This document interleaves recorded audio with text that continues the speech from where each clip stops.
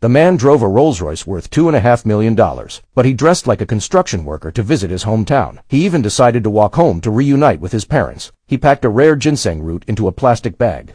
Reason he kept such a low profile was because he didn't want to embarrass his younger brothers. But as soon as he got home and pulled out the gift, his mother immediately frowned at him in disgust. The room filled with awkward silence, until his uncle stepped in to defend him. He was the only elder who never looked down on the man. The uncle warmly invited the man inside. But just as they walked in, his two younger brothers showed up, and immediately started mocking him. They accused him of bringing shame to the family. The man stayed calm and simply said, "It's been a while." But before he could finish, his brother laughed at him in front of everyone. The man stayed silent. Then their mother walked in and warmly guided the two brothers inside. Just as the man was about to follow, she stopped him at the door and ordered him to carry the bags. She said she wanted to chat with his brothers. The man quietly replied that he had been gone for a long time and just wanted to spend more time with her. He said the brothers could handle the chores. But hearing this, the mother's attitude changed immediately. She began criticizing him, saying he was useless and couldn't help the family at all. Those words cut deep into the man's heart, but he said nothing. What she didn't know was that the man wasn't just anybody. He was the founder of a massive business empire, and his three daughters were all incredibly accomplished. His eldest daughter was the CEO of a public company. The second was an international rally champion, and the youngest was a national movie star. The three sisters had been planning for weeks to bring him home for the holidays,